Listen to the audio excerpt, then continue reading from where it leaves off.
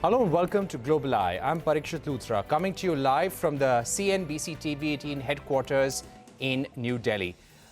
Global leaders have been called for Prime Minister-elect Narendra Modi's swearing-in ceremony. Yes, the third term for the NDA government, from President Biden, Italian Prime Minister Meloni, to Russian President Putin and Ukrainian President Zelensky. All the world leaders have been praising the Prime Minister for this victory, saying they look forward to strengthening ties with India under his government's leadership. But this time the situation is different. The last 10 years, the BJP had an absolute majority in parliament, which made passage of reforms and laws very smooth, as the opposition's strength in the parliament was weak. In the third term, even though the BJP secured 243 seats, taking the NDA tally to 292. The opposition showed its strength, securing 234 seats in parliament. What does this mean for the new government, and how is the world looking at the results in India, considering it is an important ally for all countries? We're joined by Kevin McCall, Managing Director at the UK-India Business Council, and Michael Kugelman, Director of the South Asia Institute at the Wilson Centre. Kevin, if I can begin with you, how do you see this election result? Largely, global experts, pollsters were expecting a majority for the BJP and a 350-seat number for the NDA. That's not happened this time. They are dependent on their key allies. Where does this leave the Prime Minister's focus, the government's focus on reform and its objectives in terms of attracting businesses? How do you see the priorities of this new government and your expectations? Thank you. Good evening, Parikshit. Thanks for inviting me on today. Firstly, just to emphasise what a remarkable democratic exercise India has just completed. Truly vibrant, diverse, hugely impressive democracy. The scale of the exercise without parallel is mind-boggling. Truly incredible. Can't praise the whole exercise highly enough. As for the result itself, we the UKIBC and British businesses look forward to Mr. Modi's third term as Prime Minister. We think this will bring a large degree of continuity, and that's something businesses value, continuity. So that's important. But at the same time, businesses don't necessarily want things to remain static. They want and expect reform and change. They want India to continue this remarkable transformation. So when the new ministers are sworn in over the weekend, we want to work with them like we've done when there's been changes of government before. We want to work with the new ministers and the bureaucracy to show that businesses and governments working together in proper partnership can be sort of a truly successful combination. Now, what does the reform agenda look like? There are kind of a number of things where I think business and government's objectives are aligned, and what we expect to see as part of the continuity. We expect to see continued development of physical and digital infrastructure in India. We expect to see that continued focus on education and skill development, and we expect to see a continued focus on those economic reforms, including, I think, importantly, India's journey in recent years in negotiating FTAs with countries. That global and trading integration, I think, is really important. Those three things, those three elements taken together, they're things that businesses welcome, and they will make India an even more attractive investment destination, create jobs, stimulate more technology development, and improve livelihoods for people and help India on its economic and social development journey. So although the results are not what people predicted, businesses are still looking at India as a hugely positive opportunity and still expect to see continued reform and continued transformation. Okay, so you continue to see an opportunity for more reforms and transformation in India, even though the government has come to power with lesser numbers. Michael Kugelman from the Wilson Centre also joining us on the program. Thank you, Michael. Let me ask you about what's happening in the immediate term. It seems that the Prime Minister and also the NDA want to focus on the neighbourhood first policy.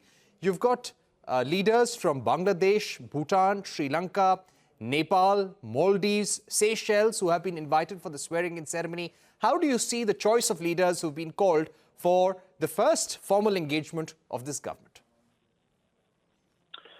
Right. Well, it is very significant not only that that leaders from these countries have been invited to the swearing-in, but also that many of them have accepted the invitation. I think it's important, in particular, to single out the Maldives, which is, I think, one of the few countries where there have been some concerns on the part of India about relations, given how things have played out. But there was a very warm message of congratulations from the Maldives president, and I think that is quite encouraging. But look, I think there's an interesting broader question here. I think that there had been a question that came out soon after the results became known, and that is, would India's neighbors and would other countries more broadly change their perceptions of Modi as a leader, given that his mandate will not be as large as it was during his first two terms? And I think we've seen that the answer is quite clear. And the answer is that no, those perceptions have not changed at all. The fact that so many leaders, most of the SAARC countries, with the exception, of course, of Pakistan and maybe a few others, that's not a surprise,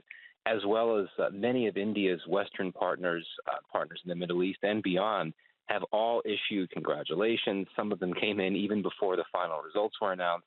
So I think that's an indication not only of how India's neighbors will look at this new government, but at governments more broadly. But yeah, absolutely, I do think that getting the neighborhood right, I think, has been a core foreign policy priority for the Modi government, certainly in its second term, and we'll continue to see that in its third term. And I don't think that Modi having to work within a coalition government this time around will have any impact on the ability to pursue that type of foreign policy, to strengthen relations or try to strengthen relations with the neighborhood, just because I suspect there will be a fair amount of consensus within the coalition government. I would think that on some of Modi's domestic agenda, there may not be as strong of a consensus within the coalition government. But I think when it comes to foreign relations and ensuring that diplomatic ties and economic, commercial ties can be strengthened with the region, I don't see any objections from India's coalition partners, and I think that's very important moving forward. Okay, so you don't see any objection to the strong foreign policy decisions that are needed. But Kevin, if I can come to you specifically on FTA talks, there are still pending issues on the FTA negotiations, such as automobile tariffs, tariffs on Scotch whiskey. From the Indian side, there is a request for more visas for skilled professionals. That's pending as well. Right now, you've got the United Kingdom also going to elections. Do you expect a final signing off on the FTA this year, or you feel that domestic priorities are going to take over both in India and in UK?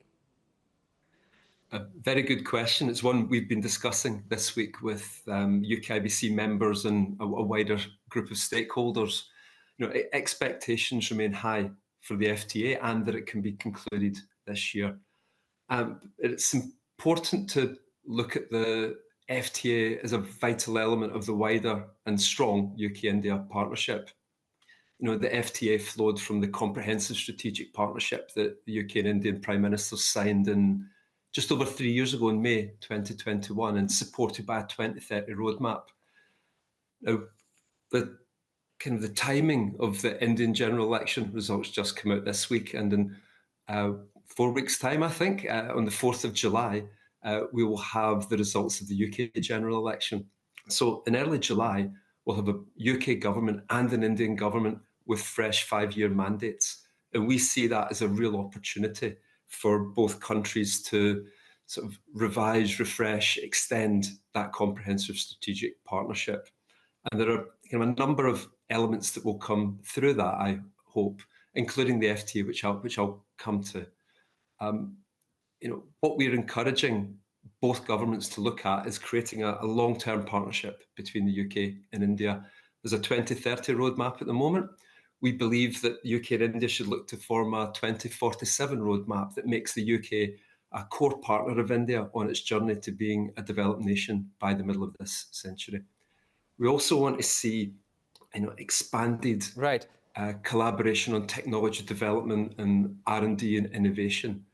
UK and Indian businesses, academics coming together to solve some of the big global challenges such as climate change, healthcare or food security. Much more potential to do more things like we did together on the COVID vaccine. Defence and security is another area that should be prioritised by the new governments when they are both in place. Again, sharing and co-creating technologies there. And you mentioned visas and mobility.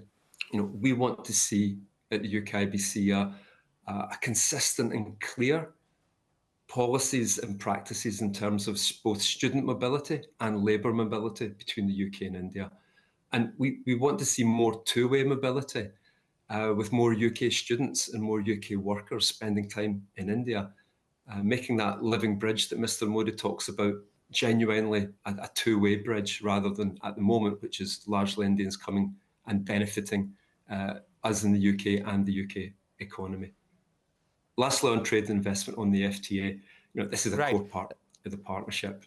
And so in early July, once the new UK government's in place, we hope that the negotiators will get back round the table and be able to drive forward and complete the negotiations. Before the Indian election, Minister of Commerce said that UK FTA would be something they would prioritise in the first 100 days. We love that ambition. But as you've alluded to, there's potentially a new UK government starting, if we believe the polls, which is always risky. If we believe the polls, the Labour Party may be forming the next UK government. If they do, they have told us, in every conversation I've had with anyone in the Labour Party have said that India will be a priority and the FTA will be a priority for them. But I think it's only fair that we would expect them Kevin, to I have to put one final question to Michael before we wrap. Yeah, the reason why I would wait to see how things pan out, because yes, the Prime Minister had spoken about a 100 days agenda before the elections, but now they've come to power in a coalition, and both the coalition partners are insisting on a common minimum program. So it remains to be seen how much of the 100 days agenda will now be put forth in that common minimum program as well, because the portfolio allocations have to happen, and that's probably going to happen on the weekend. But Michael, my final question to you, when it comes to taking those tough foreign policy calls, we've had some strain in relations with Canada, the United States. Our relations with China have remained tense ever since the Galwan incident. The relations with Pakistan are no good either.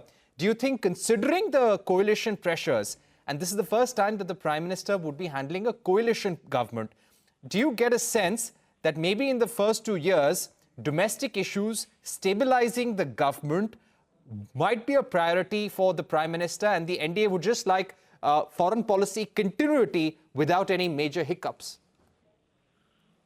Yeah, that's exactly right. I mean, clearly the domestic agenda will have to be a priority for Modi in the immediate term, particularly given the need, I think, to bring back some political capital that he may have lost with this smaller mandate. And one way of going about that is trying to address the issue of economic stress and the jobs challenges and inflation and all of that. So I think that will become a major priority. And I think that, indeed, I think that the coalition government will want to see, or should I say Modi's coalition partners will want to see continuity in foreign policy. And I think that, as I said before, there's not going to be much resistance from the coalition partners about what Modi wants to do. And I think when it comes to what Modi wants to do with Pakistan, I think that would entail ensuring that that relationship does not spiral out of control, even though Modi would also not have any interest, I think, in making the relationship better, sort of keeping it in that status quo position. I think the coalition would be fine with that. With China, I don't anticipate that the coalition partners would have any issues with what I imagine would be Modi's goal of trying to keep the temperatures down along the border with China, and also trying to work with partners like the U.S. to strengthen India's capacity to deter China. But when it comes to some of the more dicey issues, you mentioned that India's relations with Canada have been a bit strained, and with the U.S. to an extent. This is because of the issue of alleged extrajudicial killings and transnational repression, all of that. That could be a bit of a sore point, I would think, within the coalition, just because ideologically many of these coalition partners of the BJP do not see eye to eye on some of these issues. So that's something to watch. But bottom line, top line assessment, I really do think that that Modi and the coalition partners will want to ensure continuity in foreign policy, not announce anything bold or new, just so that there could be this, at least initially, a focus on the domestic agenda, and particularly when it comes to economic strengthening, certainly the reforms agenda down the road as well. Right. Thank you very much, Michael Kugelman, Kevin McCall, for joining us on what you expect from Prime Minister Modi 3.0 and the NDA government 3.0, which has come to power in a coalition. We're going to take a short break here on Global Eye, but don't go anywhere. The European Union is holding its 10th parliamentary election and the first since Brexit. Nearly 400 million Europeans will be selecting their representatives to the European Parliament. A discussion with Sweden's former Prime Minister Carl Bildt on the other side.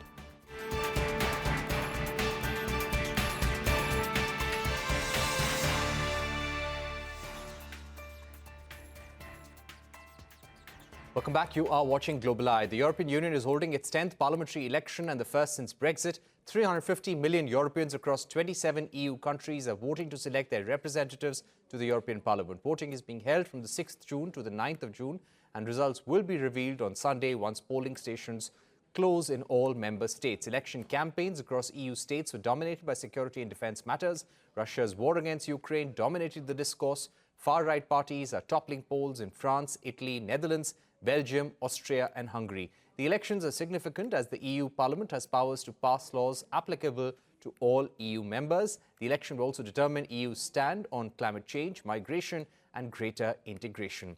We are now joined by Carl Bildt, former Prime Minister of Sweden. Mr. Bildt, thank you very much for joining us on the program. Let me begin by asking you about the importance of this election. We've seen the rise of the far right, but do you think they will manage enough votes in order to influence the legislative agenda of the European Union going forward? Well, as things stands at the moment, and we only have opinion polls from the different member countries, they are unlikely to sort of upset the existing sort of broad coalition that is there in the European Union. That's a coalition between the centre-right EPP, the Social Democrats and the Liberals. That particular coalition is likely to retain a majority. And that's going to be important when it comes to allocating the different personalities, I mean, the Commission President and those. Then, of course, when it comes to it's a 5-year mandate, a lot will happen. And of course, they will have an amount of influence that's unavoidable over part of the legislation, because as you point out, all of the EU legislation is co-decided between the European Parliament and the member states. But they will, of course, be a distinct minority, a somewhat larger minority than in the past, but still a minority. Right. Mr. Bildt, we have been seeing how the voter interest in the EU Parliament election has been somewhat low. In the last election, the voter turnout was, I think, 50%. This time it is expected around 60%. Is this a bit of a worry that the ordinary European voter is not very interested in this election? Well, I think if you look at the figures in a more international comparison, we have a turnout in the European Parliament elections that is normally higher than the United States has for electing their president. But we have it lower than in most national elections. And the reason for that is rather simple. In a national election, Sweden or India for that, the question of who's going to be the next prime minister is a fairly obvious one. That is less obvious in the European Union, because the European Union, with sort of 500 million people and with sort of 27 member states, is by definition run as a big coalition all the time. And that means that there is not that direct effect of the vote as you see in a national election where the power in the capital is up for grabs. But as long as we are distinctly high in terms of turnout than the Americans when they elect their president, I think we are broadly okay. Right. I would like to ask you about the current challenges before the European Union, which you think will be before the Parliament in terms of legislations vis-a-vis supply chains and China, also with regard to migration, issues related to greater integration, nationalism? There will be quite a number of issues that are going to be tricky. It's going to be a tricky period. It is dominated by primarily, of course, the Russian war and the effect that's going to have. But then also the uncertainty coming out of who's going to be the president of the United States and what kind of trade policies are going to be, or climate policies for that matter, are going to be pursued from the other side of the Atlantic. There's going to be a big push for defense integration, primarily defense industry integration, in order also to be able to more rapidly rearm and support Ukraine so they can defend its freedom and integrity. There's going to be continued issues on migration, which is double-sided, by the way, both sort of reluctant to accept too many refugees, but at the same time, we are dependent upon migration of different sorts, so the flow of talent across the world. We must not be left entirely out of that particular picture. Trade will be important. If it's Trump, it's going to be different protectionism issues that are going to be high on the agenda. Europe is the European Union. We are a very big trading power in the world, and we are dependent upon trade. Pursuing free trade agendas or free trade agreements will be important. And that's an issue where, of course, these more populist sentiments might create some difficulties. Mr. Bildt, when it comes to the Ukraine war, do you think this election will probably change the course or change the way the European Union supports Ukraine in the war, especially in terms of military and financial aid?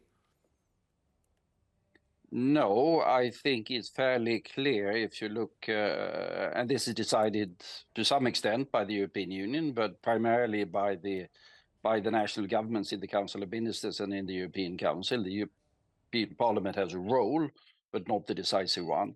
You can notice from the different statements that have been coming out that there is a determination to continue and strengthen the support, because this is seen as absolutely vital.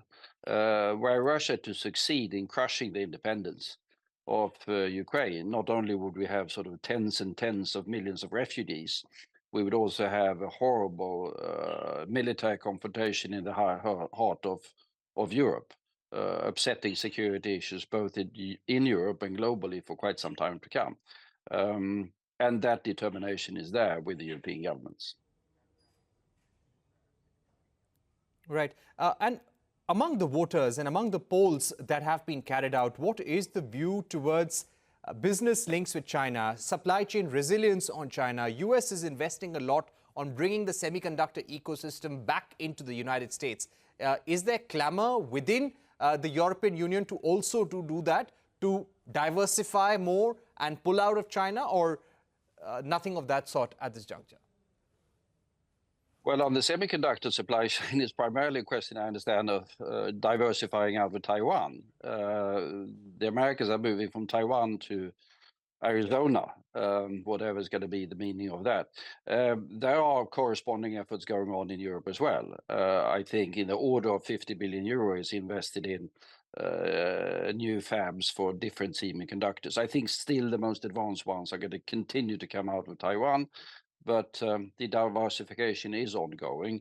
And the same applies to other issues. I think battery is an even more critical issue when it comes to EVs and all of the green transition, which is very high up on the European agenda.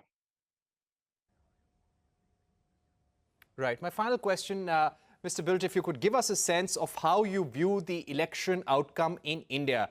Narendra Modi has been elected for a third term, but with reduced numbers, and this is the first time that he will be heading a coalition government. How do you see India's foreign policy challenges at this juncture, and how do you see this result? I mean, the first thing that should be said is that it's a vindication of the strength of the dynamism of democracy in the world's largest democracy. It shows that democracy actually works, that elections do count. We can't be certain about what's going to be the outcome of election until the election has actually happened. And it turned out that here it was an outcome that was not predicted by opinion polls, not predicted by most of the pundits, but evidently reflected the will of the Indian voters electorate. And now there will be a coalition government. I think that could be a good thing, as a matter of fact. Will it change the foreign policy priorities of India? I doubt that. But that is, of course, up to the new government to make its intentions clear. From the European side, India is a priority partner, no question about that. We have the ongoing talks about a free trade agreement that's been sort of a valley of tears on both the Brussels and the Delhi side for quite some time. But in view of the global situation and the importance of giving India a stronger role in the global value chains, we really need that agreement. Without that agreement, it will be more difficult. India will always be important, producing in India for India. But if India wants to be part of the global value chains, it needs fairly comprehensive free trade agreements of the sort that Europe has with quite a number of other partners around the world. All right, Mr. Bildt, thank you very much for joining us on the program, giving us your view on the crucial election for the European Parliament, and also a quick view on the Indian election, and telling us that this shows that democracy actually works. With that, it's a wrap on this edition of Global Eye. Thank you for watching. Stay tuned to CNBC TV 18. News continues on the other side.